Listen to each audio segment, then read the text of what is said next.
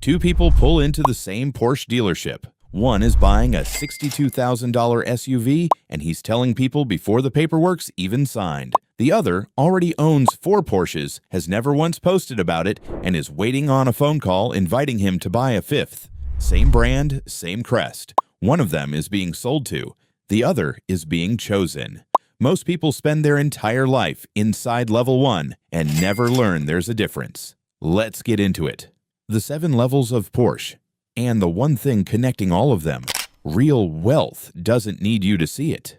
Level 1, the entry. The Macan starts around $65,000.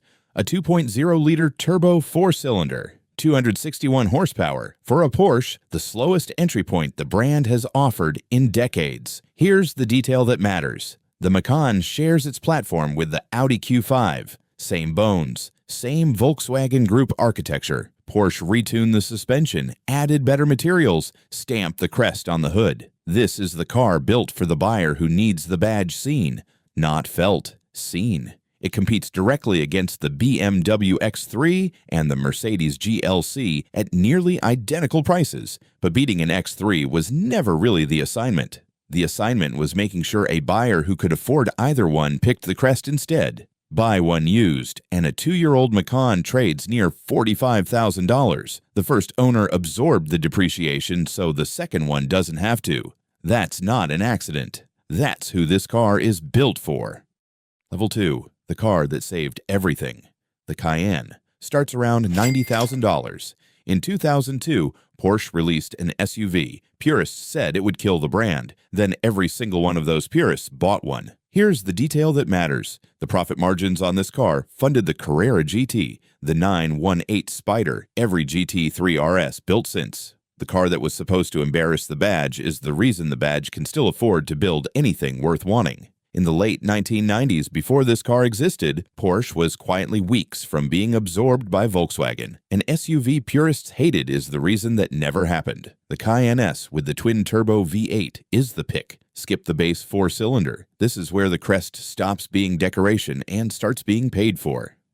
Level 3, the executive car. The Panamera starts around $113,000. 4 doors, 4 adults, 202 miles an hour. A sedan built to answer a question most brands never try to answer honestly. The Turbo SE Hybrid's powertrain traces directly back to Porsche's Le Mans prototype program. The same hybrid technology that won a 24-hour endurance race is now available to drive you to the airport. Here's the detail that matters. A Panamera GTS that stickered at $140,000 trades for around $65,000 5 years later. That's not a flaw. That's the tell. This is the car for the buyer who wants Porsche's engineering without needing anyone to notice what it cost. Buy it new, and you're funding someone else's bargain. Buy it off a lease, and you're the one getting it. This level was never measured in resale. It's measured in who's still paying attention once the value drops. To level 4, the shift, the Taycan, starts around $112,000. Turbo S trim, 0 to 60 in 2.3 seconds. Near silent. Here's the detail that matters. This is the first Porsche where the sound was never the point, because there isn't one.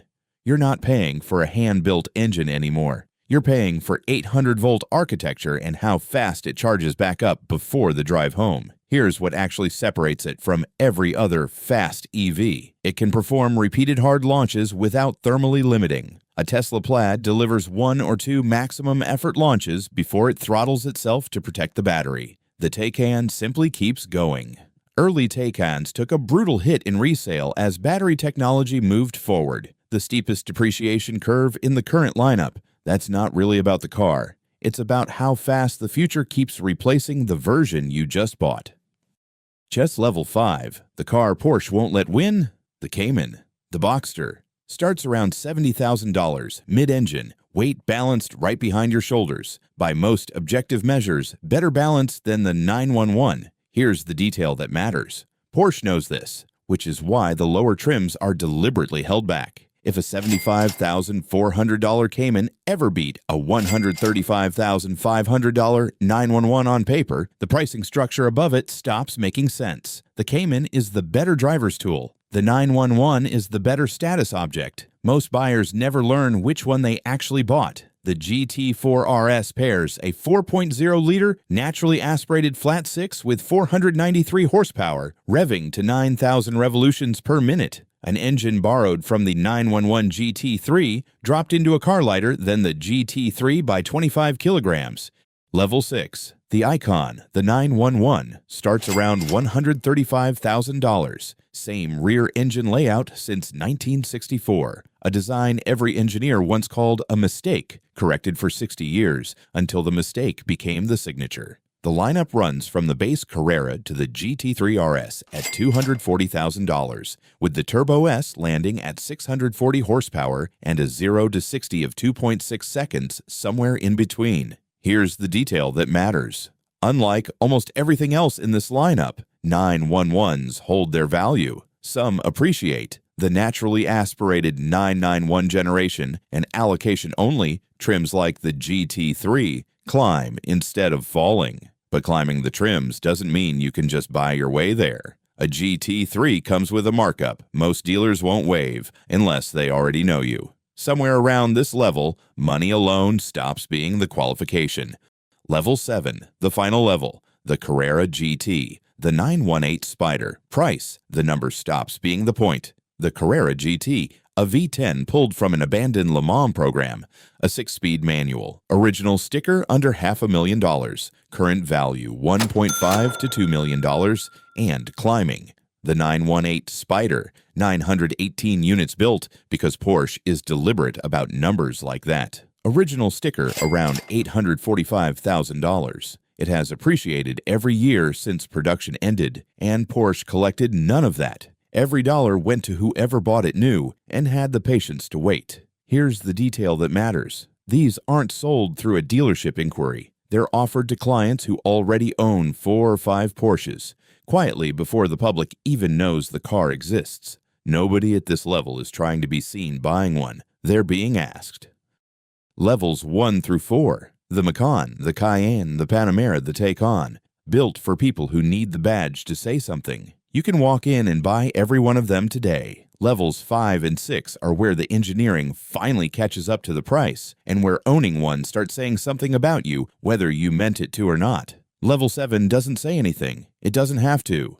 Nobody there is buying a car to be noticed. They're already past needing to be. The louder a buyer needs the badge seen, the earlier the level they're stuck on. The buyer who never mentions it at all is usually the 1-3 levels ahead of everyone still talking about it. Remember the 2 people from the start of this video. One of them will always have something to tell people about the car he just bought. The other stopped needing to a long time ago, and that's the entire difference between Level 1 and Level 7. If this was useful, subscribe. I break down cars the way they actually work, not the way the brochure describes them.